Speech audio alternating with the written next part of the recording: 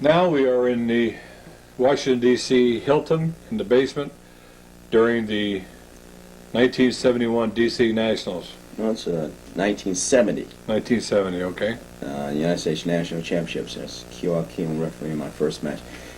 I had a nasty situation here. They made all the black belts turn their gi tops inside out so you couldn't see what school they were from. I thought that was kind of ridiculous. And obviously that was the promoters telling the competitors there was a widespread mess as far as the political scene goes up there. So we walked in kind of a hornet's nest there. Not unusual. So we refused to turn our gis inside out. So I was not invited to come back and defend my title this year, and I took that as a put down. Strangely enough, 2 years before this, I had been there with Bruce Lee, and they seeded me every year defending my title, and here I'm defending my title the fifth year, and they refused to let me do so. So they told me I would have to fight all the way through the eliminations. So they were determined to get me out of there. They tried to get me out of there the 2 previous years, and they just didn't have the competition to do so. So here I think I bit the dust. I think my second match, some guy waved his foot at my head, and they gave him the match. I remember he kicked you on the shoulder. You'll see it quite clearly here. Don't remember But it his didn't matter name. how many times I would score a punch, they would refuse to call my Right. point. So I guess some people came up to me and said they'd heard some rumors that, Joe, they were going to get you out of there that year. Politics was getting really bad in the martial arts nationwide in the late 60s and early 70s, and things. That's one reason why I was glad about Full Contact coming in. Would get rid of all this riffraff and this nonsense of somebody waving a foot and waving a hand at your head, and they run off and say, yeah, I beat Joe Louis. But Here's the guy that you lost to. I remember him kicking you on the shoulder. and they just would not call points. But I was willing to fight from the ground up. It didn't matter, you know.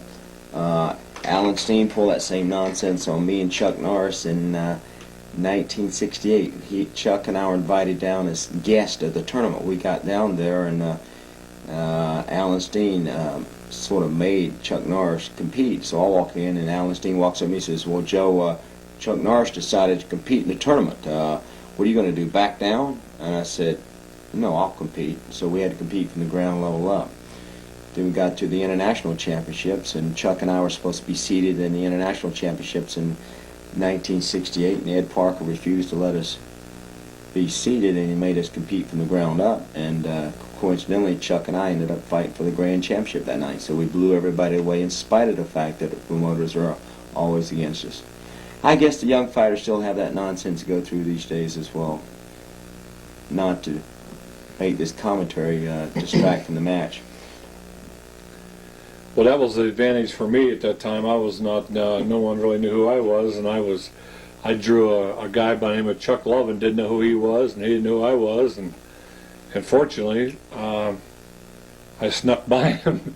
I remember you coming over and saying, "Do you know who you just beat?" There he is, kicked you in the shoulder, and they gave him a point for that, and he won the fight. Well, I remember you saying to me, "Do you know who you just beat?" And I said, "No." I said, "Well, that was one of Alan Steen's top guys." And I said, "Well, I'm glad you didn't tell me till it was over with."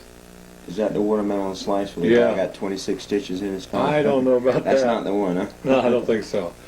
This is the USKA Grand National Heavyweight title fight in Anderson, Indiana. I'm thinking this is 1971.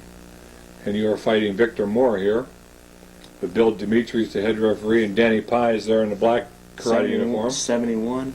I think it was 71. I won it in 69 and 1970, United States USKA Grand Nationals, right? Right. So I was a defending champion. I can't remember if they seeded me in this or not. All this seeding stuff, I think, came from tennis. They didn't used to seed black belts in the old days. Matter of fact, I didn't know what that word meant, seed. I had to go look up in the dictionary. I still don't think it's in there. You was out there planting corn, didn't you?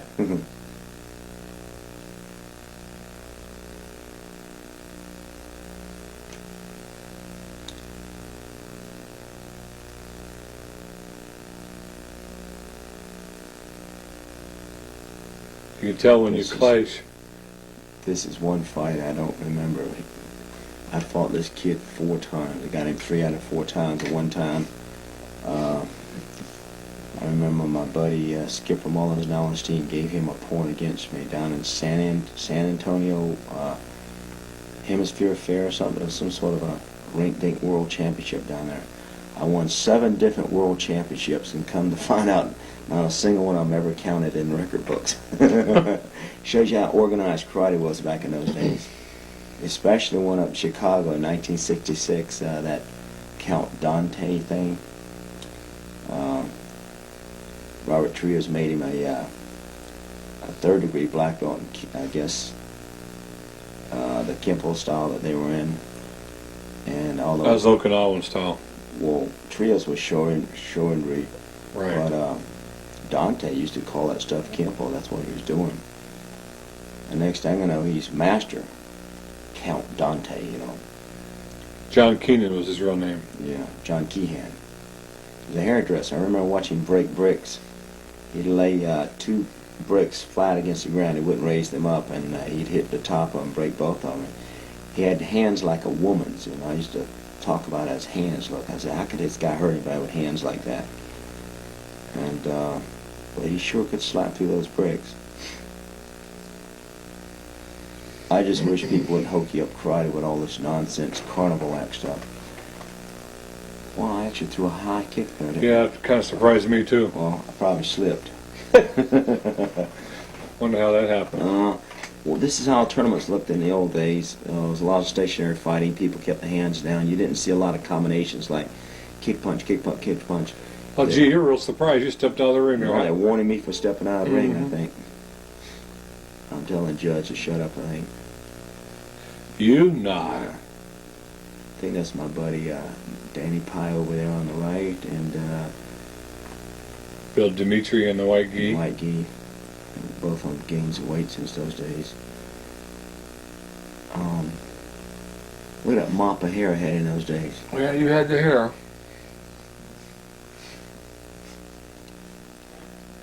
And I think this kid I'm fighting weighs about 300 pounds today. So I guess,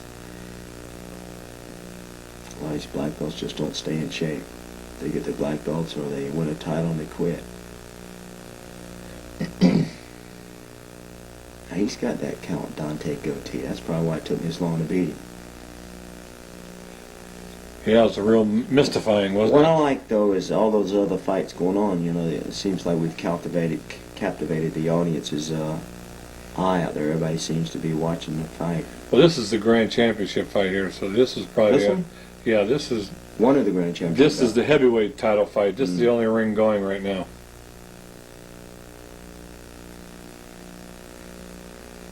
You didn't have to say that like that, Jay. It makes my comment totally invalid now. Didn't you say at the beginning of this tape this is expert commentary? Yeah.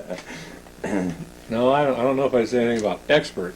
You know, this is one of the This is habits I used to commentary. have in those old days. I'd take my left hand and pull my gi pants up. I don't know why I didn't just wear a shorter gi. See how ripped it was underneath there? They taught us in Okinawa, if your gi gets ripped or if you get blood stains on it, don't wash the blood stains out and don't sew the gi back up. So I'd always refuse to stitch it back up, and after a while it became a mess. I remember one day somebody grabbed me or something, split my gi slacks, my left side from the end of my foot all the way up to my crotch, and I had to go sew it up then. Here you are pulling him over to talk, and Glenn Keeney there in the suit coat, a young Glenn That Keeney. was Mr. Key. Yep. I'm telling you, give me the match or I'm going to kill him. And there's some discussion about what was going on here. I'm not quite sure what.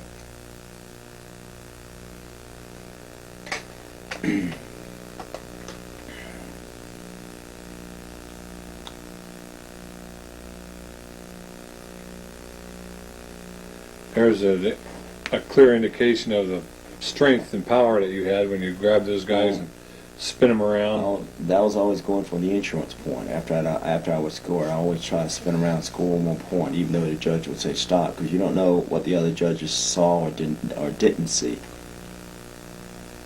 And And if you're fighting foreign territory, like, see, all those are USKA people, and I'm fighting at a USKA tournament in their neighborhood, and I come in with a big Tracy patch on my back, and they're not very happy to see me. So you got to protect yourself at all costs. There's politics and everything, regardless of how subtle it is. It's there. There's not so much people out to cheat you, they just make themselves blind and they just unconsciously don't see your points. Well, these are rare films, that's for sure. You're not going to see many point fights No. with Joe Louis. You're the only one's got a copy of this, but not for long, right? Now, as strange as it may seem, you are fighting Bill Superfoot Wallace for the Grand Championship title at the U.S. Nah, Grand that can't be Nationals. Bill Wallace. That guy's got hair. Who is that? That's Bill Wallace. That's isn't it? Bill Wallace. I think the year before he was getting ready to fight me, and Artie Simmons out of Erie, Ohio, Pennsylvania. yeah, got Wallace, and then in 1968, Thomas LaPuppet got Wallace down at the first bout of Atlanta, and because I thought Wallace was the best guy at both these tournaments, but somebody nicked him before I came along. So it was the first time we had an encounter. Problem he and I had against each other, we just couldn't score on each other. He was real quick. Watching.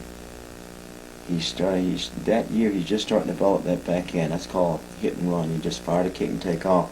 A lot of times he'd start to move before the kick would get there, and he hit me down on the thigh.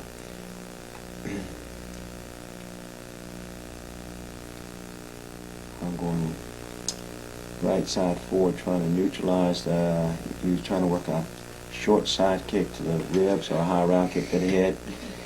He didn't have his punching down too well that day. He threw a left back knuckle and a left hooking punch to the midsection. Well, that front foot is pretty quick. You can see that.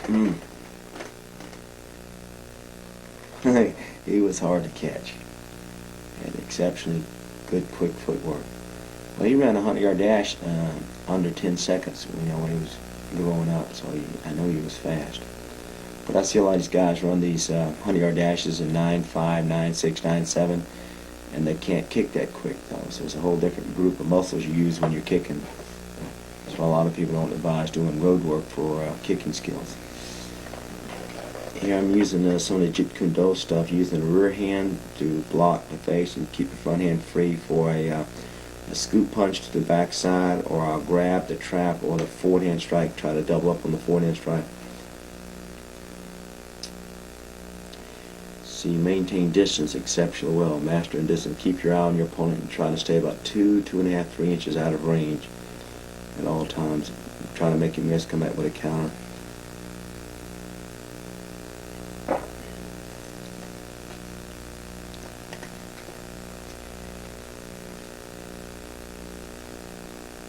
And I'm trying to jam his kick and come over the top of the back knuckle.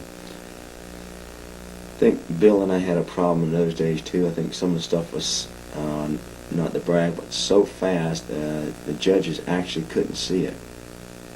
This sport definitely needs what they call instant replay, you know what I mean? Definitely needs instant replay. But one thing I like about these tournaments and some of the JK tournaments currently today, and the Kyokushinkai and the Ashihara karate guys, these Kubado schools, they don't put the gear on the hand, so you can actually tell if the hand's making contact or not. Some of this foam nonsense they wear these days, they open the hands and let the old limp type wrist just flick over your guard, and they still top you on the head, and if you hear that pad clicking, you still get a point for it.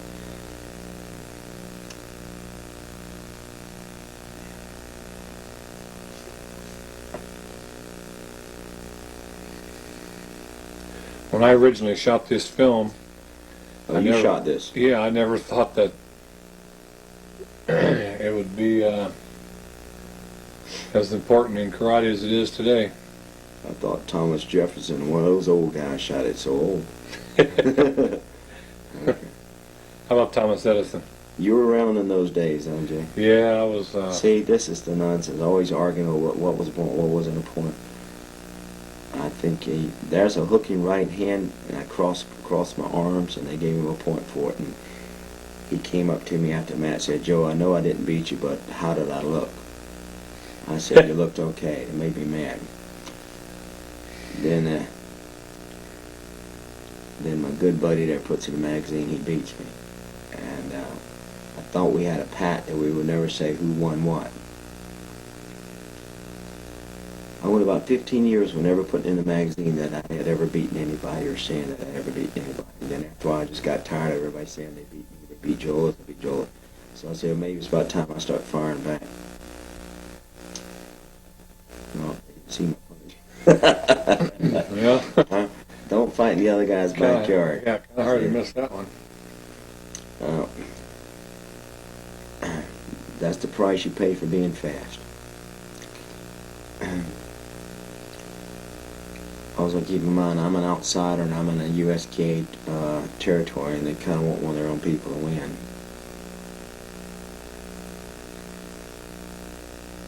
Sometimes you can tell when the judges don't like you. The other guy scores, the judges smile. When you score, they kind of look away. It's a dead giveaway. That's why it's a good idea to have a little talk with the judges before you match and say, look, let this be the last time we talk. I want to come talking to you after the fight's over.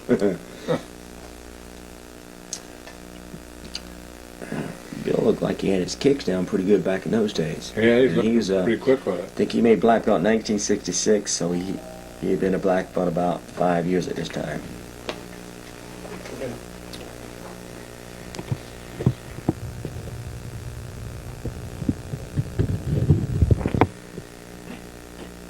Okay.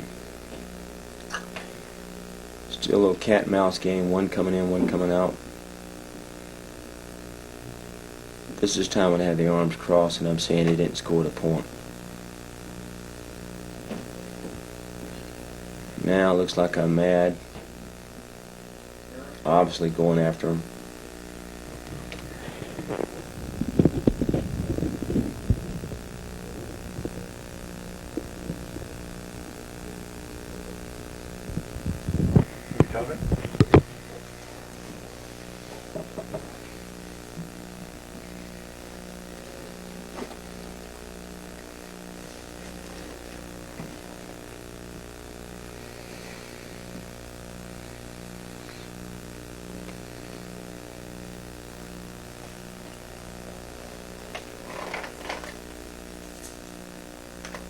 So what are we seeing here? Uh, Karate uniforms. it's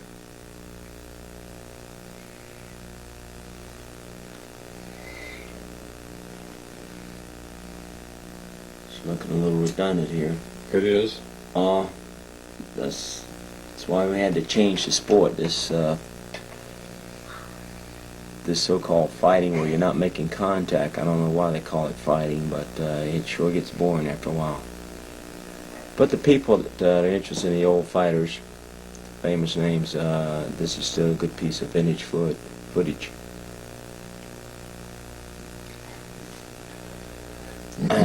What's nice about this is that they've all heard about all these people, and now they get a chance for the first time to really see. What's bad about it is you should have told that judge to get out of your way there. They didn't care much about shooting footage back in the old days. As a matter of fact, this is originally shot with an 8mm, right? Right. And converted to tape. Mm-hmm. And I guess subsequently you lost the soundtrack along the way, right, Jay? Well, there was no soundtrack on 8mm. Well, they didn't have. That's strange. I see these World War II, World War I war movies, and you can hear the cannons going off. You mean they add the sound effects later? Maybe. You wouldn't know anything about that showbiz No, stuff, would you? let me try. Now you never know. Let's see if I can put a little sound effects here. Okay. Let's see what happens now. Well, here we go. Here's maybe sound effects. You never know. Time to take a rest.